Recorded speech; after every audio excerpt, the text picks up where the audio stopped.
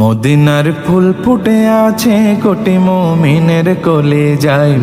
আজ পবিত্র জুমার দিনে 8 জামাদুল আউয়াল 31 অক্টোবর এবং কার্তিক মাসের 15 তারিখে আল্লাহ তাআলা সুবহানাহু ওয়া তাআলা আমাদেরকে কুরআন ও হাদিস থেকে কিছু কথা বলার এবং শোনার তৌফিক দান করেছেন।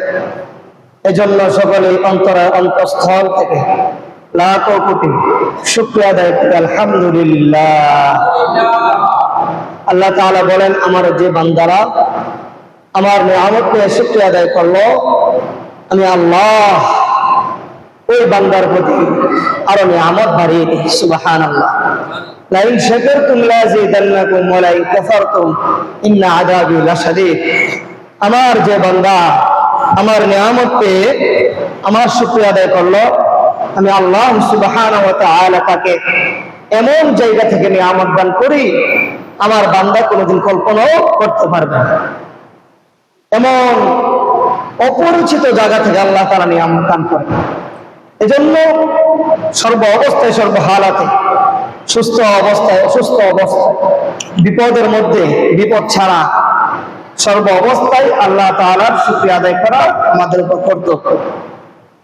ঠিক কিনা বলেন? আমরা অসুস্থ আছি, এটাও আল্লাহ তাআলার একটা নিয়ামত। সুস্থ আছি, এটাও আল্লাহ তাআলার নিয়ামত। আল্লাহ তাআলা বলেন, বান্দারে তোমরা যদি আমার এই নিয়ামতের শুকরিয়া আদায় করো, তাহলে আমি আল্লাহ তাআলা তোমাদের সকল বিপদ আপদ মুসিবত সব থেকে আমি আল্লাহ তাআলা উদ্ধার করে দেব। সুবহানাল্লাহ। লক্ষ কোটি দরুদ সালাম পেশ করছি আখিরি পয়গম্বর তাজদারে মদিনা শাফিউ ওয়া মুশাফফা আহমদ মুস্তাফা মুহাম্মদ মুস্তাফা হযরত মুহাম্মদ মুস্তাফা সাল্লাল্লাহু আলাইহি সাল্লামের উপর সকলে বলি সাল্লাল্লাহু আলাইহি সাল্লাম। জিনার উসিলাই আল্লাহ তাআলা এত সুন্দর ভুবন বানিয়েছেন, পৃথিবী বানিয়েছেন, এত বড় আসমান আল্লাহ তাআলা বানিয়েছেন যে আসমানের কোনো খুঁটি নাই। আমরা দুনিয়ার মধ্যে বাড়ি ঘর করতে গেলে, মসজিদ করতে গেলে সে জায়গায় খুঁটির প্রয়োজন হয়, কিন্তু আল্লাহ এত বড় মহান রব্বুল আলামিন, এত বড় মালিক দয়া করে মায়া করে এত বড় আসমানকে টিকে রেখেছেন একটি খুঁটি ছাড়া। সুবহানাল্লাহ। আল্লাহ তাআলা বলেন, বান্দারে তুমি আমার কোন নির্দেশনার দিকে তাকাইবা, আমি আল্লাহ সুবহানাহু ওয়া তাআলা তোমাদের প্রত্যেকটা কাজে তোমাদের জন্য নিদর্শন বানিয়ে রেখেছি। এত সুন্দর আসমানকে আমি আল্লাহ তাআলা সৃষ্টি করেছি। বান্দা, দুনিয়ার মধ্যে তুমি একটা বাড়ি করতে গেলে, একটি মসজিদ তৈরি করতে গেলে, যে কোনো কাজ করতে যাও রে বান্দা, প্রত্যেকটা ক্ষেত্রে তোমার বাড়ির পিলার দিতে হবে। কিন্তু আমি আল্লাহ এত বড় দয়ার মালিক, এত বড় মহান মালিক আল্লাহ তাআলা, সমস্ত আসমানকে আমি একটি পিলার ছাড়াও আমি আল্লাহ তাআলা সৃষ্টি করেছি। সুবহানাল্লাহ। একটা পিলার ছাড়াও আল্লাহ তাআলা আসমান সৃষ্টি করেছেন এবং আমাদের জন্য আল্লাহ তাআলা আর কত অপরন্ত নিয়ামত দান করেছেন। এই বাতাসটা মানুষের জন্য কত বড় নিয়ামত। যদি একটু কারেন্ট না থাকে আমরা সেটা টের পাই। যদি 5 মিনিটের জন্য কারেন্ট চলে যায়, আধা ঘন্টা 1 ঘন্টা হয়ে যায়, এক ফুটেও যদি বাতাস না থাকে তখন বোঝা যায় বাতাসের কদর নিয়ামত কত পরিমাণ।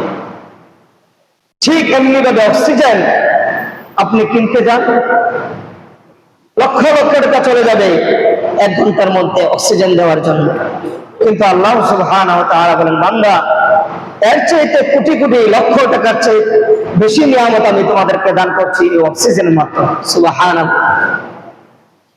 এজন্য আমরা আজকের আলোচ্য বিষয় হলো তাওবা সম্পর্কে। আল্লাহ সুবহানাহু ওয়া তাআলা আমাদেরকে খুব দয়া করে মায়া করে দুনিয়ার মধ্যে পাঠিয়েছে। দুনিয়ার মধ্যে সবচেয়ে শ্রেষ্ঠ মাখলুকাত হিসেবে আমাদেরকে দুনিয়ার মধ্যে প্রেরণ করেছে এবং আল্লাহ তাআলা বলে দিয়েছেন, বান্দারে আমি তোমাকে দুনিয়ার মধ্যে পাঠাচ্ছি সবচেয়ে শ্রেষ্ঠ হিসেবে, আশরাফুল মাখলুকাত হিসেবে। তোমার দায়িত্ব এবং তোমার গুরুত্ব অপরিসীম। সাধারণ কোনো জানোয়ারের সাথে তোমাকে তুলনা করলে হবে না। আল্লাহ তাআলা আমাকে আপনাকে পাঠাইছেন দুনিয়ার মধ্যে, সাথে সাথে গাইডলাইন দিয়ে দিয়েছেন কি? কোরআন। এরপরে কোরআনের সাথে সাথে আবার দিয়ে দিয়েছেন হাদিস। এই সবগুলো দিয়ে আল্লাহ সুবহানাহু ওয়া তাআলা আমাদেরকে দুনিয়ার মধ্যে প্রেরণ করেছেন। দুনিয়ার মধ্যে আমরা কোন পথে চললে আল্লাহকে পাবো, কোন পথে চললে জান্নাতে যাইতে পারবো, কোন পথে চলে জাহান্নামের মধ্যে যাইতে পারবো। মুআজ্জাজ মুহতারাম, এই কুরআন ও হাদিস অনুযায়ী যদি আমরা জীবনটা গড়ি তাহলে সমাজটা সুন্দর হয়ে যাবে। এই রাসূলের আদর্শকে যদি আমরা আঁকড়ে ধরতে পারি, রাসূলের সুন্নতকে যদি আমরা আঁকড়ে ধরতে পারি, ও যুবক ভাই, যে যুবক রাসূলের সুন্নতকে আঁকড়ে ধরবে তার যুবকটা একটি সঠিক যুবক হিসেবে সে পরিণত হয়ে যাবে। তার মধ্যে রাসূলের সিরাত চলে আসবে, তার মধ্যে রাসূলের আদর্শ চলে আসবে। আর যার মধ্যে রাসূলের আদর্শ চলে আসবে সে কোনোদিন মানুষের সাথে অন্যায় করতে পারে না। যার মধ্যে রাসূলের আদর্শ চলে আসবে সে কোনোদিন ঘুষ খাইতে পারে না। যার মধ্যে রাসূলের আদর্শ চলে আসবে সে কোনোদিন সুদ খাইতে পারে না। যার মধ্যে রাসূলের আদর্শ চলে আসবে সে কোনোদিন অপর ব্যক্তির হক খাইতে পারে না। এজন্য আল্লাহ তাআলা পবিত্র কুরআনুল কারীমে ছোট একটি সূরার মধ্যে বলে দিয়েছেন, সূরাতুল আসর। এই সূরাতুল আসরের মধ্যে আল্লাহ তাআলা বলতেছেন, ওয়াল আসরি ইন্নাল ইনসানা লাফি খুসর। আল্লাহ তাআলা সময়ের কসম খেয়ে বলতেছেন, আসরের কসম খেয়ে বলতেছেন, ও দুনিয়ার মানুষ, ইন্নাল ইনসানা লাফি খুসর, নিশ্চয় মানুষগুলো ক্ষতিগ্রস্তের মধ্যে আছে। নিশ্চয় মানুষগুলো কিসের মধ্যে আছে? ক্ষতির মধ্যে আছে। ভাইরা আমার, বন্ধুরা আমার, এখন আল্লাহ তাআলা বলতেছেন কে কে ক্ষতির মধ্যে আছে। ইন্নাল ইনসানা লাফি খুসর ইল্লাল্লাযীনা আমানু ওয়া আমিলুস সালিহাত। আল্লাহ তাআলা বলেন রে, চার শ্রেণীর মানুষ ব্যতীত সমস্ত মানুষগুলো ক্ষতিগ্রস্তের মধ্যে রয়েছে। এক নম্বর হলো যারা ঈমান এনেছে, ইল্লাল্লাযীনা আমানু, যারা ঈমান এনেছে। আর ঈমান এমন একটা শব্দ, এমন একটা বিশ্লেষণ, এমন একটা ওয়ার্ড, ঈমান যে গ্রহণ করেছে তার জীবনটা ধন্য হয়ে গিয়েছে। রাসূলের আগের যুগ ছিল জাহিলিয়াতের যুগ। এই যুগের মানুষগুলো অন্ধকার ছিল। জাহিলিয়াতের যুগে পড়ে মানুষগুলা নিজেকে মানুষ হিসেবে পরিণত করে নাই। ঠিক ওই মানুষগুলো যখন রাসূলের আদর্শকে গ্রহণ করেছে, কোরআনকে গ্রহণ করেছে, হাদিসকে গ্রহণ করেছে, আল্লাহ রাসূল দেওয়া পথগুলো অনুসরণ করেছে, সিরাতুল মুস্তাকিমের পথ যখন গ্রহণ করেছে, ওই মানুষগুলা সোনার মানুষ হিসেবে পরিণত হয়ে গেছে। সুবহানাল্লাহ। যে অন্ধকার যুগের মানুষগুলা, যাদের মধ্যে কোনো ঈমান ছিল না, কোনো আল্লাহ তাআলার ভয় ছিল না, যারা জান্নাত মানত না, জাহান্নাম মানত না, তারা বিভিন্ন মূর্তি পূজা নিয়ে তারা ব্যস্ত ছিলেন। কি নিয়ে? মূর্তি পূজা। ঠিক এই মানুষগুলা যখন আল্লাহ রাসূলের আদর্শকে গ্রহণ করেছে, রাসূলের হাতে হাত রেখে বলেছেন লা ইলাহা ইল্লাল্লাহু মুহাম্মাদুর রাসূলুল্লাহ সাল্লাল্লাহু আলাইহি সাল্লাম, এই কালিমা যখন গ্রহণ করেছে, ঠিক ওই মানুষগুলা সোনার মানুষ হিসেবে পরিণত হয়েছে। ওই মানুষগুলা এত দামি হয়েছেন, এত দামি হয়েছেন, দুনিয়ার সমস্ত মানুষ যদি এক পাল্লা রাখা হয়, হযরত আবু বকর রাদিয়াল্লাহু তাআলা আনহুর আমল যদি এক পাল্লা রাখা হয়, আর तमाम দুনিয়ার সমস্ত মানুষের আমল যদি এক পাল্লা রাখা হয়, হযরত ওমর রাদিয়াল্লাহু তাআলা আনহুর আমল ওই পাল্লাটাই ভারী হয়ে যায়, আবু বকরের পাল্লাটাই ভারী হয়ে যায়। মুআজ্জাজ মুহতারাম, এর জন্য বলতেছিলাম, আল্লাহ তাআলা বলেন, আসরের কসম খেয়ে বলেন, মানুষগুলা ক্ষতিগ্রস্তের মধ্যে আছে, তবে যারা ঈমান এনেছেন তারা ব্যতীত। সুতরাং ঈমান এনে এই ইসলামের মধ্যে আমরা প্রবেশ করে ফেললাম। আর যখন ইসলামের মধ্যে প্রবেশ করলাম, তখন সম্পূর্ণ আল্লাহ তাআলার হুকুম আহকাম অনুযায়ী চলতে হবে। রাসূলের নির্দেশন, রাসূলের দেওয়া পথ অনুযায়ী আমাদের জীবন যাপন করতে হবে। আমরা নিজেকে ইমানদার দাবি করলাম, কিন্তু আমাদের সুদ খানা বন্ধ হলো না। আমরা নিজেদেরকে ইমানদার দাবি করলাম, মানুষকে ঠকানো বন্ধ হলো না। আমরা মানুষকে ইমানদার দাবি করলাম নিজেদেরকে, কিন্তু মানুষকে তাদের বিভিন্নভাবে তাদের উপর অত্যাচার জুলুম করা বন্ধ হলো না। আল্লাহ তাআলা বলেন, তারা ইমানদার না, তারা ইমানদার হতে পারে না। ইমানদার হবে ওই ব্যক্তি যে নাকি আমার হুকুম আহকাম গুলা পরিপূর্ণভাবে আদায় করবে। সুবহানাল্লাহ, যে নাকি আমার হুকুম আহকাম গুলা পরিপূর্ণভাবে আদায় করবে। তাহলে এক নম্বর হলো ঈমান। এই ঈমান সাহাবা আজমাইন কিভাবে পালন করেছে? হযরত বেলাল রাদিয়াল্লাহু তাআলা আনহু, তিনি তো সুন্দর ছিলেন না, তিনার চেহারাটা ছিল কালো কুচি। সে যখন ঈমান আনলো, বেলাল রাদিয়াল্লাহু তাআলা আনহু ঈমান আনার পর তিনার মালিক বেলাল রাদিয়াল্লাহু তাআলা আনহুকে বিভিন্নভাবে কষ্ট দিয়েছিল। হে বেলাল, তুমি নাকি ওই মুহাম্মাদের আনিত ধর্মকে গ্রহণ করেছো? বেলাল বলেন, জি, আমি গ্রহণ করেছি। মালিক ডাকতে বলতেছেন, বেলাল, তুমি ওই মুহাম্মাদের আনিত ধর্মকে তোমরা ত্যাগ করে দাও, তোমার বেতন বোনাস সবকিছু আমি বাড়িয়ে দিব। বেলাল রাদিয়াল্লাহু তাআলা আনহু ডাকতে বলেন, ও আমার মালিক শুনেন, আমি বেলাল রাদিয়াল্লাহু তাআলা আনহু, আমি বেলাল যদি হতে পারি কালো, আমি বেলাল হতে পারি আপনার কর্মচারী, তবু আপনি এই আশা করতে পারেন না যে আমি মুহাম্মাদের ধর্মকে ছেড়ে আপনার কথাকে গ্রহণ করব। সুবহানাল্লাহ। ওই বেলাল রাদিয়াল্লাহু তাআলা আনহুকে মরুভূমির মধ্যে, উত্তপ্ত বনের মধ্যে বেলাল রাদিয়াল্লাহু তাআলা আনহুকে রশিদে বেঁধে আপনার গায়ের মধ্যে পাথর নিক্ষেপ করে পুরাটা মরুভূমি বানানো হলো। তারপরে বেলাল রাদিয়াল্লাহু তাআলা আনহু একমাত্র আহাদ আহাদ বলে থাকতেন। সুবহানাল্লাহ। বেলাল রাদিয়াল্লাহু তাআলা বলেন, আহাদ আহাদ, আল্লাহ এক, আল্লাহ অদ্বিতীয়। এরপরেও বেলাল রাদিয়াল্লাহু তাআলা ঈমান তিনি ছাড়েন না, ঈমান ওই কাফেরের কথা অনুযায়ী তিনি চলেন না। এই জন্য ভাই আমার বন্ধুরা আমার, আল্লাহ তাআলা বলেন এক নম্বর ঈমান আনতে হবে, ইল্লাল্লাযীনা আমানু ওয়া আমিলুস সালিহাত। দুই নম্বর হলো ঈমান এনে সৎ কাজ করতে হবে। আল্লাহ তাআলা যে নামাজের বিধান দিয়ে দিয়েছেন, এই নামাজ 5 ওয়াক্ত নামাজ সময় মতো আদায় করতে হবে। সুবহানাল্লাহ। আল্লাহ যে বিধান দিয়েছেন নামাজের বিধান, ওই নামাজ, ওই সালাত ওয়াক্ত মতো আদায় করতে হবে, সময় মতো আদায় করতে হবে। ওয়া আমারু বিল মারুফি ওয়া নাহাউ আনিল মুনকার। আল্লাহ তাআলা বলেন, সৎ কাজের আদেশ করেছেন, অসৎ থেকে কাজ থেকে নিষেধ করেছেন, এগুলো মানতে হবে। আমরা অপরটা ইমানদার বললাম, এখানে ভিতর দিয়ে সব কিছু আমরা ঠিক রাখলাম। কাফেররা যে অবস্থা, আমাদের এই অবস্থা। কাফেরদের নামাজ নাই, মুসলমান হয়ে আমাদের নামাজ নাই। নামাজের সময় আজান হচ্ছে, মসজিদে জামাত হচ্ছে, কিন্তু রাস্তার পাশ দিয়ে আমরা চলে যাচ্ছি। হায় আফসোস, কালকে আমাদের ময়দানে, কঠিন ময়দানে আফসোস করবে। দেখবেন নামাজিরা জান্নাতের মধ্যে চলে যাচ্ছে, আপনার ভাই বন্ধু যারা থেকে আপনি ডেকেছিলেন ভাই আসো নামাজের মধ্যে, তারা বলেছিলেন সময় নাই, ব্যবসা বাণিজ্য চাকরি বাকরি সব নিয়ে ব্যস্ত, আল্লাহ তাআলার কথা, আল্লাহ তাআলার হুকুম আহকাম মানার কোনো সময় নেই। তখন তারা আফসোস করবে। as-সালাতু মিফতাহুল জান্নাত। নামাজিরা যখন জান্নাতের মধ্যে চলে যাবে, নামাজিরা যখন জান্নাতের মধ্যে গিয়ে চাবি দিয়ে গেট খুলে একজন একজন প্রবেশ করবে জান্নাতের মধ্যে, ঠিক তখনই তারা সেখান থেকে আফসোস করতে থাকবে, হায় হায় যদি আমি দুনিয়ার মধ্যে আল্লাহর হুকুম আহকাম মানতাম, হায় যদি আমি দুনিয়ার মধ্যে সালাত আদায় করতাম, হায় যদি আমি দুনিয়ার মধ্যে রাসূলের তরিকায় চলতাম। এজন্য বলতেছিলাম, দ্বিতীয় নম্বর হলো আমিলুস সালিহাত, সৎ কাজ করতে হবে।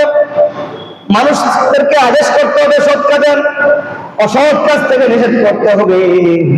ভাইরা আমার, বন্ধুরা আমার এক ভাই নামাজ পড়ে না, আমার এক ভাই দ্বীনের পথে চলে না, ওই ভাইকে আমরা বুঝে শুনে নামাজের মধ্যে নিয়ে আসতে হবে। কিভাবে সুন্দরভাবে আল্লাহ তাআলার হুকুম আহকাম গুলো আদায় করা যায়, ওই ভাইকে বুঝে আমরা সেই রাস্তার মধ্যে নিয়ে আসতে হবে। সুবহানাল্লাহ। وعملوا الصالحات إلا الذين آمنوا وعملوا الصالحات وتواصوا بالحق। তৃতীয় ব্যক্তি হলো যারা সর্বদা সত্য কথা বলে, যারা কি সর্বদাই আপনার সামনে অন্যায় হচ্ছে, আপনি দেখেও মাথা গুজে চলে যাচ্ছেন, আবার মিথ্যা সাক্ষী দিচ্ছে। আল্লাহ তাআলা বলেন তারা ঈমানদার না, তারা ঈমানের মধ্যে পড়ে না। যাদের সামনে অন্যায় হচ্ছে সে প্রতিবাদ করে না, দেখার পরও সে সাক্ষী দেয় না, যে আরেকজন এর উপর জুলুম করে চলে যাচ্ছে, আপনি দেখে একবারে মুখ চুপ করে বন্ধ করে রাখলেন, তাহলে সেই ইমানদার হতে পারে না। সর্বদা সত্য কথা বলা, অথবা সবিল হক অথবা সবিল সবর, এবং বিপদের মধ্যে পড়লে ধৈর্য ধারণ করো। আপনি বিপদের মধ্যে পড়েছেন, অসুবিধার মধ্যে পড়েছেন, ধৈর্য ধারণ করতে হবে। তাহলে আল্লাহ তাআলা সুবহানাহু ওয়া তাআলা ওই ধৈর্যের কারণে আল্লাহ তাআলা আপনাকে ওই বিপদ থেকে উদ্ধার করে দিবেন।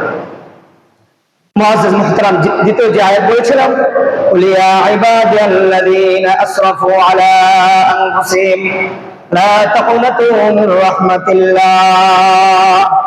আল্লাহ তাআলা ডাকতে বলেন, বান্দারে, কুল ইয়া ইবাদিয়াল্লাযীনা আসরাফু, যারা নিজের উপর জুলুম করেছ, নিজের উপর অত্যাচার করেছ, নিজেকে আল্লাহ তাআলার দেওয়া বিধান থেকে দূরে রেখেছ, তোমরা শোনো, ইবাদিয়াল্লাযীনা আসরাফু আলা আনফুসিহিম লা তাকুনাতু মির রাহমাতিল্লাহ। আল্লাহ তাআলা বলেন, তুমি শয়তানের দোকায় পড়ে গুনাহ করেছ, নফসের দোকায় পড়ে গুনাহ করেছ। ও বান্দা শোনো, দুনিয়ার কোন মালিক যদি কোন তার কর্মচারীকে একবার ক্ষমা করে দেয়, দুইবার ক্ষমা করে দেয়, তৃতীয়বার গেলে দুনিয়ার কোন কর্মচারীকে মালিক ক্ষমা করে না। আমার আল্লাহ ডাকতে বলতেছেন, বান্দারে, তুমি শয়তানের দোকায় পড়ে গুনাহ একবার করেছ, আমার কাছে ক্ষমা চেয়েছো, আমি আল্লাহ তাআলা তোমাকে ক্ষমা করে দিয়েছি। দ্বিতীয়বার ক্ষমা চেয়েছো, আমি আল্লাহ ক্ষমা করে দিয়েছি। তৃতীয়বার ক্ষমা চেয়েছো, আমি আল্লাহ ক্ষমা করে দিয়েছি। এমনি ভাবে তুমি আরো কয়েকবার গুনাহ করে ফেলেছো, এখন তুমি লজ্জা পাচ্ছ, আল্লাহর কাছে কিভাবে ক্ষমা চাইবে? আল্লাহ তাআলা রাব্বে বলেন, কুল ইয়া ইবাদিয়াল্লাযীনা আসরাফু আলা আনফুসিহিম লা তাকুনাতু মির রাহমাতিল্লাহ। আল্লাহ তাআলা তার আদরের বান্দাদেরকে ডাকতে বলতেছেন, ও আমার বান্দারা, আমি তো তোমাদেরকে খুব মহব্বত করে বানাইছি, আমি তো তোমাদেরকে খুব ভালোবাসে বানিয়েছি। দুনিয়ার কোন মা যেমন একজন সন্তানকে ভালোবাসে, দুনিয়ার বাবা যেমন একজন সন্তানকে ভালোবাসে, আমি আল্লাহ তো তোমাদেরকে এর চাইতে অধিক পরিমাণে ভালোবাসি। দুনিয়ার কোন সন্তান যখন বিপদের মধ্যে পড়ে বা কোন মুসিবতের মধ্যে পড়ে, যেতে অপরাধ করে সন্তান বাবার কাছে যখন হাত পাতে, বাবা আমি অন্যায় করে ফেলেছি, মা গো আমি তো অন্যায় করে ফেলেছি না বুঝে, মার পায়ের মধ্যে যখন পড়ে, মা সাথে সাথে ক্ষমা করে দেয়, মার কলিজা ফেটে যায়, বাবা তুই যত অপরাধ করেছ, আমি মা হয়ে তোমাকে ক্ষমা করে দিলাম। ঠিক আল্লাহ তাআলা বলতেছেন, বান্দারে, তুমি শয়তানের দোকায় পড়ে, নফসের দোকায় পড়ে, অন্যের কথা শুনে তুমি গুনাহ করেছো, আমি আল্লাহর কাছে তুমি ক্ষমা চাও। আল্লাহ তাআলা বলেন, যেতে গুনাহ করো, দুনিয়ার পাহাড় পরিমাণ যদি গুনাহ করে ফেলো, আল্লাহ তাআলা বলেন, লা তাকুনাতু মির রাহমাতিল্লাহ, ইন্নাল্লাহা ইয়াগফিরুদ যুনুবা জামিআ, ইন্নাহু হুয়াল গফুরুর রহিম। সুবহানাল্লাহ। আল্লাহ তাআলা রাখতে বলেন, বান্দা তুমি যত গুনাহ করো, তুমি আমার রহমত থেকে নিরাশ হও না। আমি আল্লাহ এক নাম রহমানুর রহিম, এক নাম আজিজ, এক নাম জব্বার। এই নামের খাতিরে যখন তুমি রাতের অন্ধকারে দুনিয়ার সমস্ত মানুষ যখন ঘুমায় যায়, যখন দুনিয়া একবার নিস্তব্ধ হয়ে যায়, দুনিয়ার মানুষগুলো যখন ঘুমের মধ্যে লিপ্ত হয়ে যায়, তুমি একা একা রাত 3টা বাজে 4টা বাজে আমি আল্লাহ তাআলার দরবারের সামনে দাঁড়ায় যাইবা এবং আল্লাহ তাআলাকে স্মরণ করে তুমি নামাজ আদায় করবা, আমি আল্লাহর কাছে ক্ষমা চাইবা। তাতাজাফা কুলুবুহুম আনিল মাদাজি'i ইয়াদউনা রাব্বাহুম খাওফান ওয়া তামাআ। আর মুমিন তো যিনি নাকি গভীর রজনীতে আল্লাহর কাছে আল্লাহর দরবারে নামাজের মধ্যে দাঁড়ায়া তার কলবটাকে আল্লাহর দিকে করে আল্লাহর কাছে সব গুনাহ চাইতে ক্ষমা চাইবে। সুবহানাল্লাহ। মুমিন তো মুমিনের কলবটা তো কাঁদবে। তাতাজাফা কুলুবুহুম আনিল মাদাজি'i ইয়াদউনা রাব্বাহুম খাওফান ওয়া তামাআ। মুমিন যখন নামাজের মধ্যে দাঁড়ায় যাবে তখন আল্লাহ তাআলার ভয় তার মধ্যে চলে আসবে। মুমিন যখন নামাজের মধ্যে দাঁড়ায় যাবে দুনিয়ার সমস্ত চিন্তা ফিকির সব কিছু বাহাল করে একমাত্র আল্লাহকে সামনে রেখে আল্লাহকে রাজি খুশি করার জন্য নামাজ আদায় করবে। এটাই তো মুমিনের বৈশিষ্ট্য ছিল। আজ মুমিনের বৈশিষ্ট্য কোথায় গেল?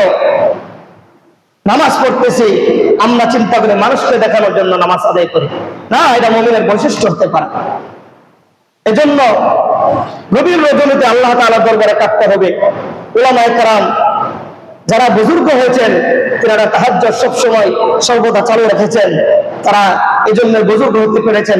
ভাই দোস্ত বুজুর্গ বলতেছিলাম, বান্দা যতই গুনাহ করুক না কেন আল্লাহ তাআলা বলেন লা তাকনাতু মির রাহমাতিল্লাহ, আমার রহমত থেকে তোমরা নৈরাশ হও না।